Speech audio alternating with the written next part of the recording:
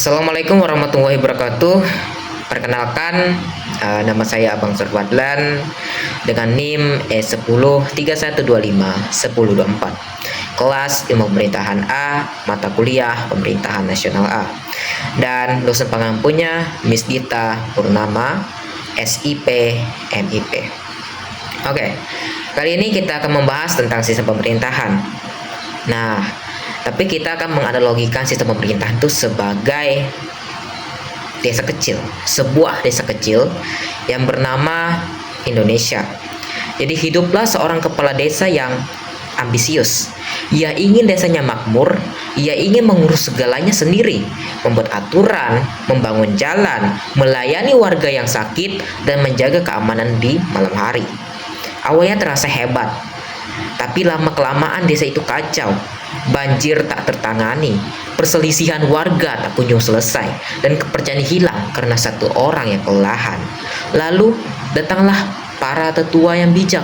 Mereka berkata, "Hei kamu, bagilah tugasmu, tapi tetap saling membantu agar desa ini bisa tetap utuh." Akhirnya desa Indonesia ini menjadi contoh dari kerukunan yang abadi. Nah, dari analogi tersebut, dari cerita yang sudah saya ceritakan tadi, marilah kita buka tabir cerita ini dan lihat apa yang sebenarnya terjadi menurut ilmunya tentang sistem pemerintahan. Nah, apa sih itu sistem pemerintahan dan mengapa sistem pemerintahan itu diperlukan? Jadi, sistem pemerintahan itu bukan sekedar kumpulan orang-orang atau aturan, melainkan keseluruhan tatanan yang terdiri dari berbagai lembaga negara yang saling terhubung. Jadi, setiap orang itu memiliki bidang atau fungsinya tersendiri. Misalnya, kalau satu saja yang rusak, seluruh negara misalnya akan terganggu. Mirip kalau misalnya kita analogikan sebagai sepeda, yaitu ban sepedanya kempes, sepedanya tidak bisa jalan. Nah, sama seperti lembaga negara. Dan tujuannya juga jelas, agar negara itu bisa menyelenggarakan kesejahteraan rakyat, sekaligus menjaga kepentingan negara itu tersendiri. Nah, jadi kita reminder lagi bahwa sistem pemerintahan ini merupakan fondasi utama. Tanpa tatanan yang utuh, negara seperti rumah tanpa fondasi itu bahkan gampang roboh. Nah, karena sistem ini harus bekerja untuk kesejahteraan, maka muncullah tugas-tugas yang nyata yang harus dilakukan pemerintah. Inilah yang menyambung langsung ke poin berikutnya yang akan kita bahas, yakni apa sih tugas nyata pemerintah? Apa sih fungsi pemerintah? Apa sih fungsi pemerintahan? Jadi pemerintah itu menjalankan 4 fungsi utama yang saling berkaitan, seperti 4 roda mobil. Kita ibaratkan sebagai roda mobil yang harus seimbang. Yang pertama itu ada fungsi pelayanan. Jadi ia menyediakan jasa publik sehari-hari. Contohnya membangun sekolah agar anak-anak belajar, rumah sakit untuk berobat gratis, dan layanan administrasi seperti misalnya buat KTP atau akta kelahiran itu secara gratis juga. Nah, bayangkan pemerintah itu seperti pelayan di warung makan. Dia tuh dapat atau siaplah membantu pelanggannya kapan saja. Nah, kalau yang baru ini kan ada MPG, itu untuk memenuhi gizi para anak-anak bangsa ini nanti. Nah, yang kedua ada fungsi pengaturan. Fungsi pengaturan pemerintah yang membuat aturan hukum, mulai dari undang-undang hingga peraturan daerah, supaya masyarakat tuh bisa tetap tertib dan juga konflik yang dapat dicegah sebelum bisa meledak. Nah, yang ketiga adalah fungsi pembangunan, yakni mendorong pembangunan melalui infrastruktur fisik seperti jalan, jembatan, gedung-gedung, dan juga non-fisik seperti ada pelatihan masyarakat agar sumber daya manusianya bisa jadi lebih baik. Nah, yang keempat ada fungsi perlindungan, yakni menjaga warga dari ancaman kejahatan, bencana alam, sekaligus melindungi hak asasi manusia. Kalau kita lihat, semua fungsi ini tuh saling mendukung. Kalau pelayanannya bagus, tapi tidak ada aturan tuh bakal chaos. Kalau ada aturan tapi tidak ada pembangunan, rakyat itu bisa tetap miskin. Intinya, 4 fungsi ini adalah kerja harian pemerintah untuk mewujudkan tujuannya, yakni tadi kesejahteraan masyarakat atau kesejahteraan rakyat yang disebut di poin pertama tadi. Tapi kalau tanpa fungsi ini, sistem pemerintahan itu hanya kosong. Dia tidak melakukan apa keinginan masyarakat. Nah, karena fungsi-fungsi ini itu sangat kuat, jadi kekuasaan yang menjalankannya harus dikelola dengan hati-hati agar tidak disalahgunakan. Nah, ini lanjut lagi ke poin selanjutnya. Bagaimana kekuasaan dikelola agar tidak disalahgunakan? Ada pepatah klasik itu mengatakan bahwa kekuasaan itu cenderung korup dan kekuasaan mutlak itu pasti korup. Nah, solusinya ada dua. Kalau di pemerintahan tadi adanya pemisahan kekuasaan. Jadi kekuasaan itu dibagi tegas menjadi 3 kelompok. Independen eksekutif, yakni pelaksananya, legislatif, pembuat undang-undang, dan juga yudikatif, pengawasan hukum. Jadi masing-masing itu berdiri sendiri tanpa campur tangan dari masing-masing bidang.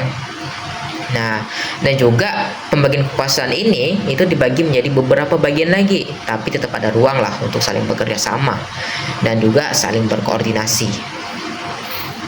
Di Indonesia ini dilakukan secara horizontal, artinya antar lembaga pusat sesuai dengan fungsinya, dan juga vertikal, pembagian urusan antara pemerintah pusat dan daerah itu melalui otonomi daerah. Nah, kita reminder lagi, jadi pemisahan dan pembagian kekuasaan seperti rem lah, kalau misalnya rem darurat, agar fungsi-fungsi di poin yang kedua tadi itu bisa berjalan dengan adil, bukan hanya kepentingan pribadi atau kepentingan pejabat hanya semata.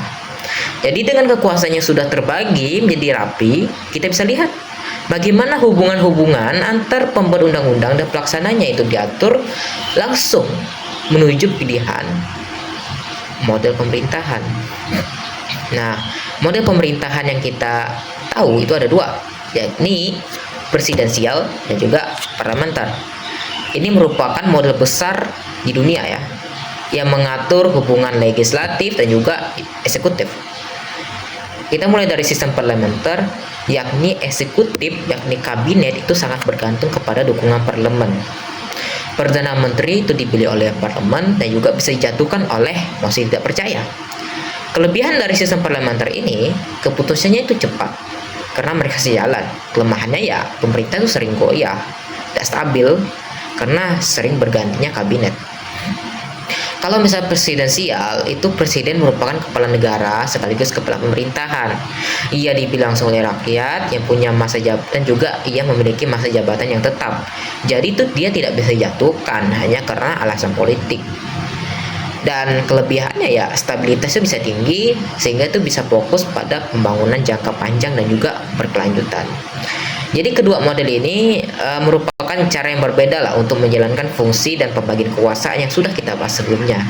Jadi intinya model ini itu menentukan masa depan negaranya, mana yang lebih cocok agar sistemnya tidak mudah rusak dan juga tidak mudah tergantikan. Jadi kalau Indonesia itu sudah mencoba berbagai model ya, mulai dari sistem dari masa ini ya, kita mulai ya, kita bahas sejarah dulu. Jadi sistem pemerintahan nasional Indonesia itu punya sejarah yang panjang ya untuk mencari sistem yang pas tadi. Nah, dia mulai dari masa kolonial dan Orde Lama. Kita tahu bahwa sentralisme itu ketat di zaman Belanda. Lalu juga ketidakstabilan karena mosi tidak percaya di demokrasi liberal pada tahun 1950 sampai 1949, sampai juga penguatan kekuasaan presiden di demokrasi terpimpin. Ini masih zamannya Soekarno. Kita masih lanjut lagi ke zamannya Orde Baru. Ini bisa kita lihat bahwa Orde Baru ini sangat sentralistik. Jadi eksekutifnya yang menguasai atau mendominasi semua lembaganya.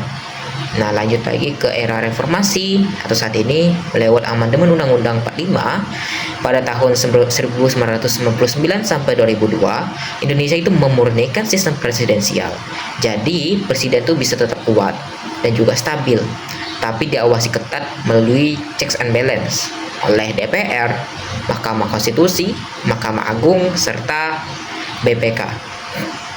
Jadi semua tahap ini merupakan proses belajar agar pembagian kekuasaan itu dan juga fungsi pemerintahan bisa berjalan dengan lebih baik dari masa ke masa. Kalau kita lihat dari perjalanan Indonesia dari masa kolonial sampai masa reformasi, ini bisa membuktikan bahwa sistem presidensial Indonesia sekarang merupakan hasil penyempurnaan dari pengalaman pahit yang telah Indonesia jalani sebelumnya. Nah, di atas itu semua ada fondasi yang tidak tergantikan. Nah, kita akan bahas tentang Pancasila. Jadi Pancasila merupakan dasar filosofis dan juga ideologi negara yang menjadi pedoman pemersatu di tengah keberagaman Indonesia yang sangat luar biasa. Dari Sabang sampai Merauke, memiliki ras, suku, agama yang sangat beragam. Dan ia juga memastikan bahwa setiap kebijakan, fungsi pembagian kekuasaan itu tetap berlandaskan moral serta persatuan Indonesia. Pancasila menyatukan semua poin-poin sebelumnya menjadi satu yang kokoh. Intinya, Pancasila itu bukan hanya tambahan semata, melainkan jiwa bagi seluruh sistem pemerintahan. Bagaimana Indonesia itu menganut sistem pemerintah Pancasila, yakni mulai dari sistem ekonomi dan juga demokrasi Pancasila.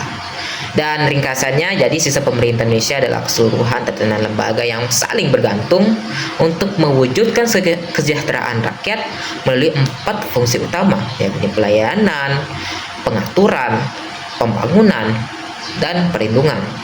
Dan ini dikelola dengan pemisahan dan pembagian kekuasaan agar tidak korup dan dijalankan melalui sistem presidensial yang stabil setelah perjalanan yang sangat panjang serta berlandasan Pancasila sebagai pemersatu.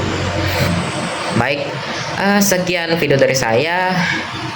Berikut ya, saya sudah rangkum bagaimana sistem presidensial Indonesia terjadi, karena Indonesia itu sebelumnya bukan menganut sistem presidensial ya, tapi Indonesia itu melalui banyak sekali tantangan, mulai dari masa parlementer, demokrasi terpimpin, dan lain-lain. Ya, begitulah demokrasi yang ada di Indonesia. Semoga kita sebagai generasi muda bisa ikut serta dalam upaya bela negara, dan kita sebagai bangsa Indonesia bisa ikut serta dalam mewujudkan kesejahteraan Indonesia, mewujudkan tujuan negara Indonesia, yakni kita bisa melihat orang lain berbahagia, kita juga bahagia melihat bangsa ini bahagia. Dan sekian akhir kata. Wassalamualaikum warahmatullahi wabarakatuh. Saya Bang Mustafa Fadlan. Terima kasih telah menonton video ini. Dadah semuanya.